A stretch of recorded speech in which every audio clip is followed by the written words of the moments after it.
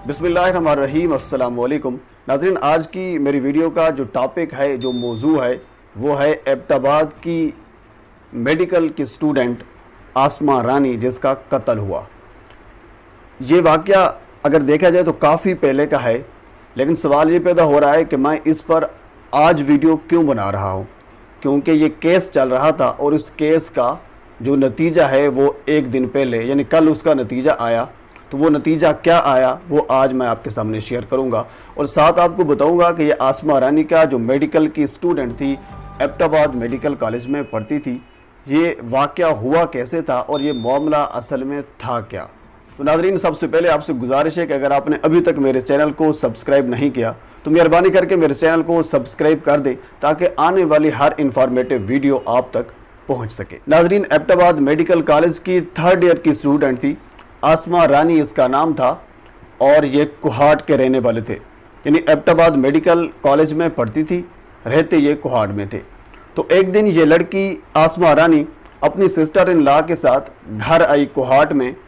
तो रास्ते में जब ये आ रही थी तो रास्ते में इसका कत्ल हुआ। एक शख्स ने इस पर गोलियां बरसाई और इसको कत्ल कर दिया। जब उसको कत्ल किया गया तो उस वक्त जो साथ हॉस्पिटल था उस हॉस्पिटल में आसमा रानी को मुंतकिल किया गया। जब वो बिस्तर मर्ग पर थी तो वो अपना एक बयान रिकॉर्ड करवाती है। उस बयान की वजह से उसके कातिल का पता चलता है और फिर उसी बयान की वजह से उसके कातिल को सज़ा होती है। नाजरीन, वो बयान भी मैं आपके साथ शेयर करूंगा, लेकिन इससे पहले थोड़ा सा जो सियाको सबाक है उससे आपको आगाह कर सकूं। तो जब वो बयान रिकॉर्ड करवाती है, बयान रिकॉर्ड करवाने के बाद वो इस दुनिया से चली जाती है, अल्लाह को प्यारी हो जाती है। उस बयान में वो कहती है कि मेरा कातिल है मुजाहिद अफरीदी। नाज़रीन, मुजाहिद अफरीदी एक बिजनेसमैन था जिसका दुबई में एक अच्छा खासा बिजनेस था और एस्टेब्लिश था दुबई में। और साथ यानी पाकिस्तान की अगर बात की जाए तो उसका जो बाकी ख़ानदान था वो एक सियासी असर व रसूख रखता था और इस सियासत से उनका ताल्लुक़ था और पाकिस्तान तहरीक इंसाफ से उनकी फैमिली का ताल्लुक़ था। अब यहाँ मैं बात एक ये भी क्लियर कर दूँ, कतन उसको पाकिस्तान तहरीक इंसाफ ने ये नहीं कहा था कि आप इस किस्म की हरकत करो। जस्ट मैं आपको उसका तारुफ यानी बताने के लिए ये कह रहा हूँ कि उसकी जो बाकी फैमिली थी उनका ताल्लुक़ पाकिस्तान तहरीक इंसाफ से था। तो उस आखिरी बयान में वो कहती है कि मेरा कातिल मुजाहिद अफरीदी है। तो उस वक्त चीफ जस्टिस साकिब निसार थे पाकिस्तान के, तो उन्होंने आज खुद नोटिस लिया और नोटिस लेकर आईजी साहब को ये कहा कि 24 घंटों के अंदर इसकी जो रिपोर्ट है वो जमा करवाई जाए। तो 24 घंटों के अंदर आईजी साहब ने उसकी रिपोर्ट जमा करवाई उस केस पर और केस ये चलता रहा।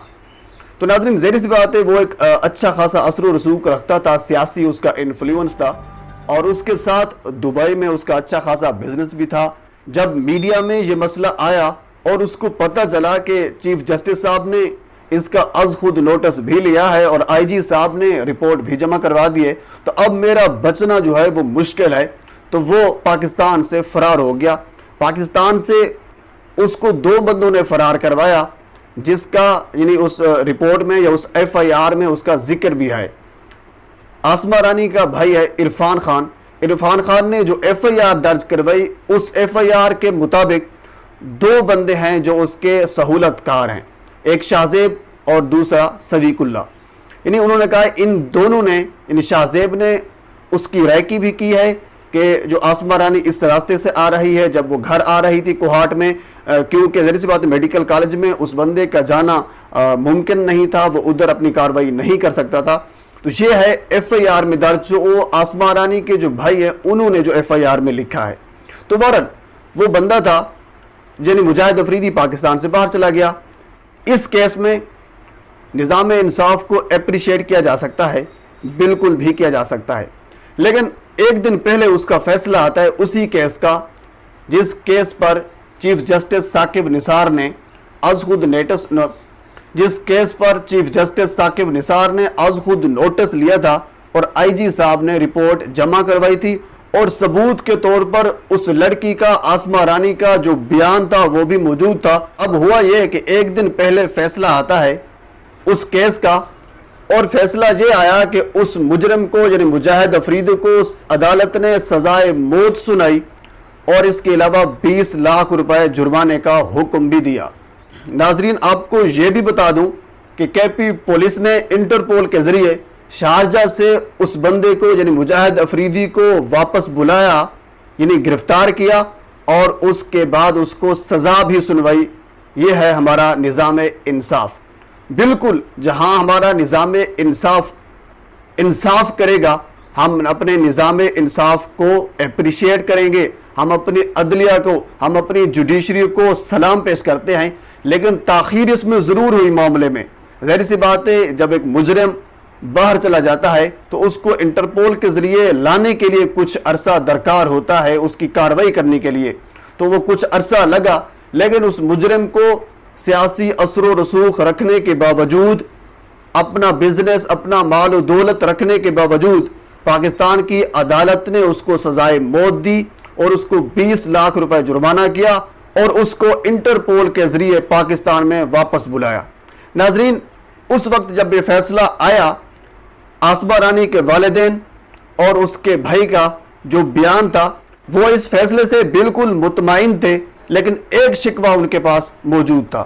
وہ شکوہ یہ تھا کیونکہ عدالت نے جو 2 سہولت کار تھے جو ایف آئی آر میں عرفان اللہ نے جو لکھے تھے، یعنی جو آسمہ رانی کا بھائی تھا، جب اس نے ایف آئی آر جمع کرے، جس طرح میں آپ کو پہلے بتا چکا ہوں، تو انہوں نے ایف آئی آر میں 2 نام لکھے تھے، شاہ زیب اور صدیق اللہ، کہ یہ 2 سہولت کار تھے، یہ ریکی کرتے رہے اور پھر انہی دونوں نے اس مجاہد افریدی کو ملک سے فرار کروایا۔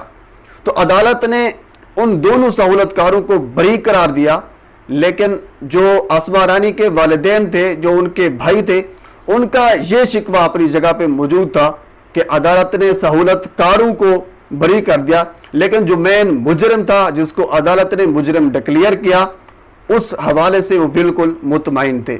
تو ناظرین یہ ایک دکھ بھرا واقعہ تھا جو میں نے آپ کے ساتھ شیئر کیا، کیونکہ مجھے کافی لوگوں نے یہ کہا تھا کہ آپ اس قسم کے جو سٹوریز ہیں یا اس قسم کے جو ولاگ ہیں وہ نہ بنایا کریں جس میں آپ لوگوں کے قاتل کے واضح طور پر نام بتاتے ہیں، تو یہ آپ کے لیے اچھا نہیں ہو سکتا۔ میں یہ سمجھتا ہوں کہ ایز اے جرنلسٹ میرا کام ہے کہ آپ کو انفارمیشن دینا اور اپنی عدلیہ کو اپریشیٹ کرنا، اور جب ظاہر سی بات ہے جب ہم عدلیہ کو اپریشیٹ کریں گے یا اس پر کوئی سوال کھڑا کریں گے تو وہ ظاہر سی بات ہے پیچھے اس کا سیاق و سباق ہوتا ہے، اس کے پیچھے ایک بیک گراؤنڈ ہوتا ہے، اس کی پیچھے سٹوری ہوتی ہے۔ اگر وہ سٹوری آپ تک شیئر نہ کی جائے تو پھر آپ کو اصل واقعے کا علم ہی نہیں ہوگا، اور آپ کو یعنی اس پر سوال کرنا عدلیہ پر یا پھر عدلیہ کو اپریشیٹ کرنا سمجھ سے بالا تر ہوگا۔ تو ناظرین یہ چھوٹی سی ویڈیو میں نے آپ کے سامنے شیئر کی ہے، اگر آپ کو اچھی لگی ہے تو میرے چینل کو سبسکرائب کیجئے گا تاکہ آنے والی ہر انفارمیٹیو ویڈیو آپ تک پہنچ سکے۔ اللہ حافظ۔ مجھے